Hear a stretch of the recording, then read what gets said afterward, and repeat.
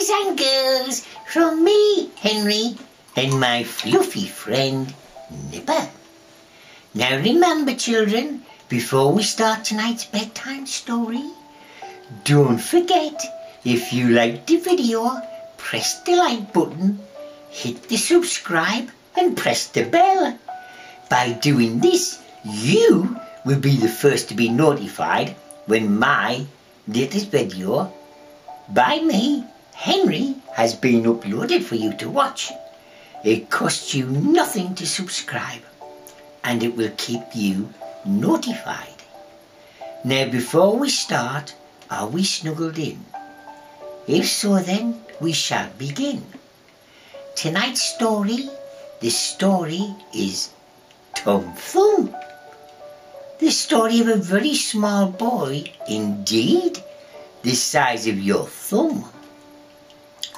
Once upon a time, a poor woodman sat in his cottage one night, smoking his pipe by the fireside, while his wife sat by his side, spinning.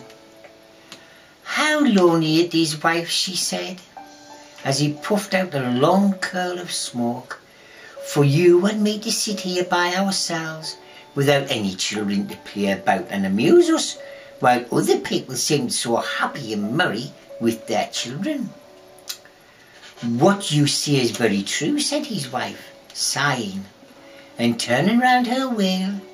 "How happy should I be if I had but one child, even if he was ever so small. Nay, if it was no bigger than my thumb, I should be very happy and love it dearly."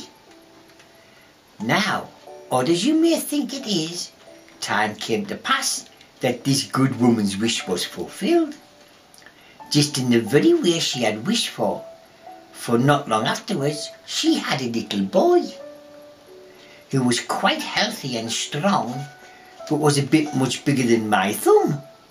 So they said, "Well, we cannot say we have not got what we wish for, and as little as he is, we love him dearly," and they called him Tom Thumb. They gave him plenty of food, yet for all they could do, he never grew any bigger, but kept just the same size as he had been when he was born. Still, his eyes were sharp and sparkling, and he soon showed himself to be a very clever little fellow, who always knew well what he was about. One day, as the woman was getting ready to go into the wood to cut fuel, he said, "I wish I had someone to bring the cart after me, for I want to make haste." "Oh, father," cried Tom, "I will take care of that. The cart shall be in the wood by the time you want it." Then the woodman laughed and said, "How can that be? You cannot reach up and horse the bridle." "Never mind that, father," said Tom. "If my mother will only harness the horse, I will get into his ear and tell him which way to go." "Well," said the father, "we will try it for once." When the time came, the mother harnessed the horse to the cart and put Tom into his ear, and he sat there. The little man told the beast how to go, crying out, "Go on and stop," as he wanted, and thus the horse went on just as well as if the woodman had driven it. It happened that the horse was going a little too fast, and Tom was calling out, "Gently, gently." Two strangers came up. "What an odd thing that is," said one of them. "There is a cart going along, and I hear a carter talking to his horse, but yet I can see no one." "That is queer indeed," said the other chap. "Let us follow the cart and see where it goes." So they went into the wood, till at last they came to the place where the woodman was. Then Tom Thumb, seeing his father, cried out, "See, father, here I am with the cart, all right and safe. Now take me down." So his father took hold of the horse with one hand, and with the other took his son out of the horse's ear, and put him down upon some straw, where he sat as merry as you please. The two strangers were all the time looking on and did not know what to say for at the wondrous sight in front of them. At last one took the other to one side and said, "That little urchin will make us our fortune if we can get him and carry him about from town to town as a show. We must buy him." So they went up to the woodman and asked him if he would take for him how much money he would want. They also said he would be better off with us. They said he'd be better with us than he will be with you. "I won't sell him at all," said the father. "My own flesh and blood is dearer to me than all the silver and gold in the world." But Tom, hearing the bargain they wanted to make, crept up to his father's coat, onto his shoulder, and whispered in his ear, "Take the money, father, and let them have me. I'll soon be back to you." So the woodman at last said he would sell Tom to the strangers for a large piece of gold, and they paid the price willingly. "Where would you like to sit?" said one of them. "Oh, put me on the rim of your hat. That would be a nice gallery for me. I can walk around and all about and see the countries we're going along." So they did just as he wished, and when Tom had taken leave of his father, they took him away with them. They journeyed on until it began to be dusk, and the little man said, "Let me get down, I'm tired." So the man took off his hat and put him down on a clod of earth, in a ploughed field by the side of the road. But Tom ran amongst the furrows, and at last slipped into a mouse hole. "Good night, my masters," said he. "I'm off. Mind and look sharp after me next time." Then he ran at once into a place and poked about looking for him. They ran looking and looking and looking, but all in vain. Tom only crawled further and further into the mouse hole, and at last it became quite dark, so that they were forced to go away without their prize, as sulky as they could be. When Tom found they were gone, he came out of his hiding place. "What dangerous walking it is," he said, "in this ploughed field. If I fall into one of these great clods, I shall undoubtedly break my neck." At last, by good luck, he found a large empty snail shell. "Oh, this is lucky," he said.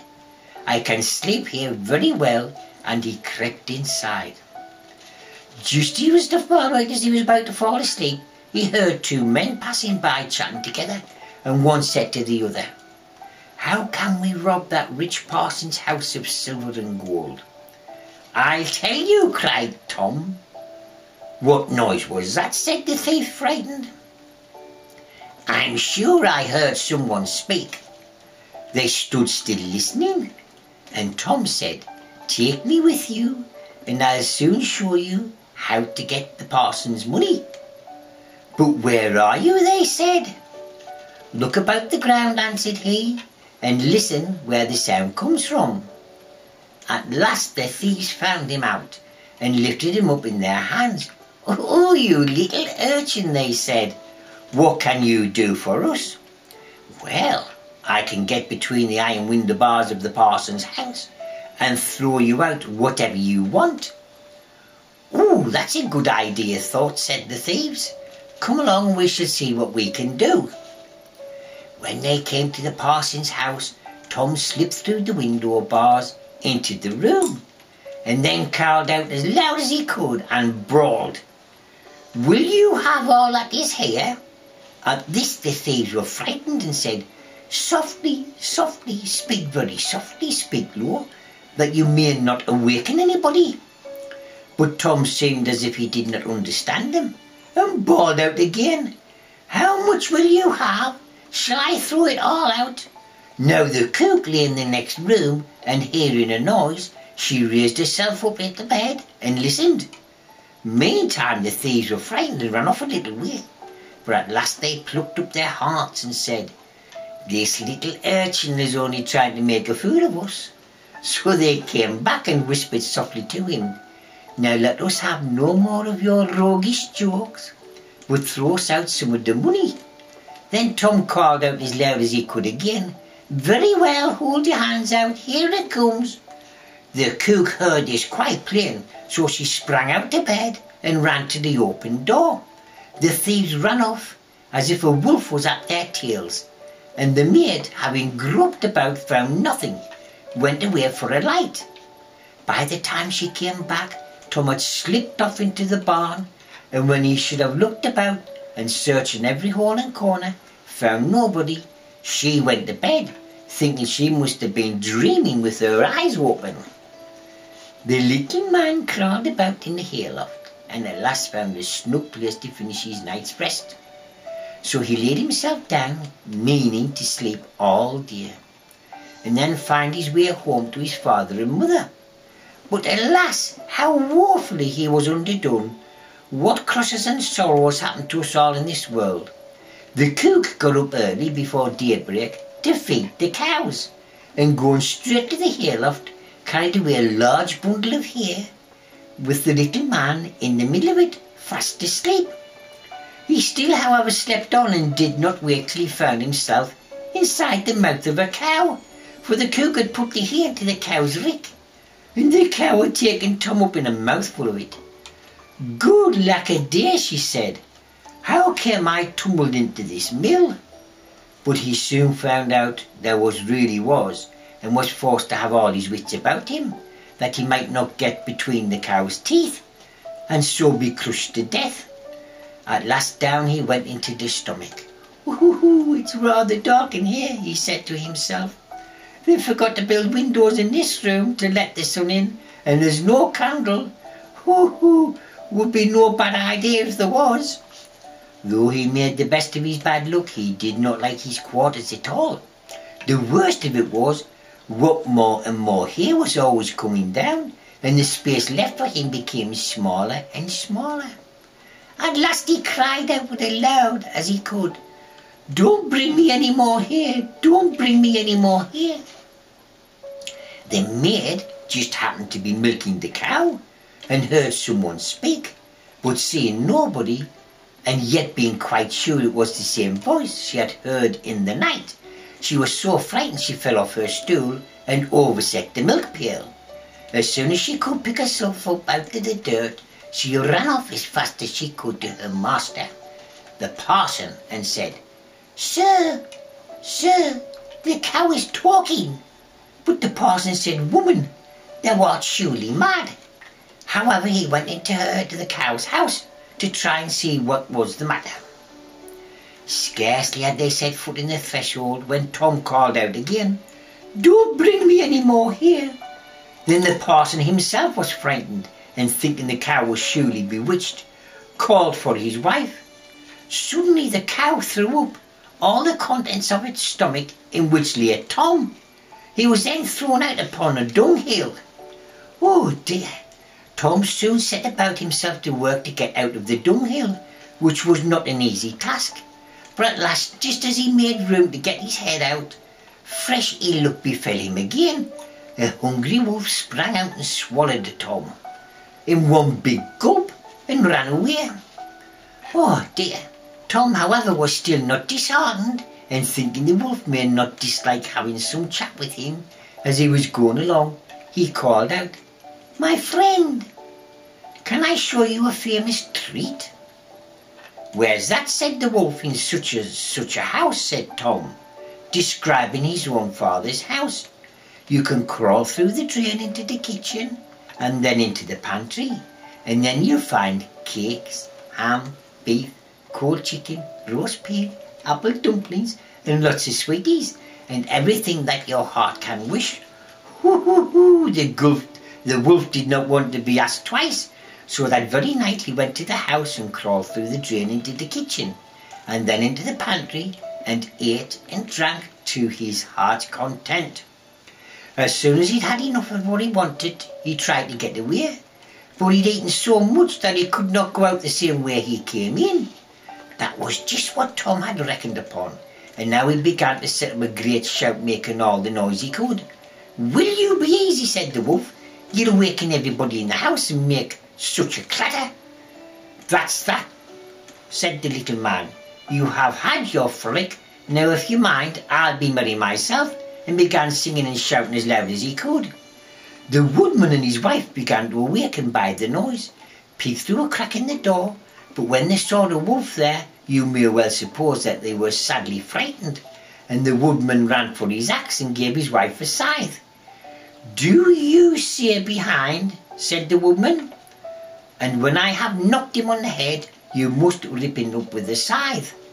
Tom heard all this and cried out, "Father, father, I am here inside the wolf. He's swallowed me." And his father said, "Oh, heavens be praised, we found our dear child again," and said to his wife not to use the scythe for fear she would hurt him.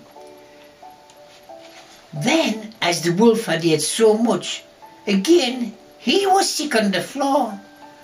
"Oh," said the father, "what fears we've had for you, Tom." "Yes, father," answered he, "I've travelled all over the world, I think one way or another, ever since we parted, and now I'm very glad to come home and get fresh air again." "Why, where have you been?" said the father. "I have been in a mouse hole, in a snail shell, down a cow's throat, and in a wolf's belly, and yet here I am again, safe and sound." "Well," they said, "you come back, and we will not sell you again for all the riches in the world." They then hugged and kissed their dear little son, and gave him plenty to eat and drink, for he was very hungry, and then they fetched new clothes for him, for his old ones had been quite spoilt on his journey. So Master Thumb stayed at home with his father and mother in peace, for though he had been such a great traveller, and had done and seen so many fine things, and was fond enough to tell the whole story, he always agreed after all that there's no place like home. Well, boys and girls, did you enjoy that story? Well, nighty-night, children. Nighty-night, nighty-night.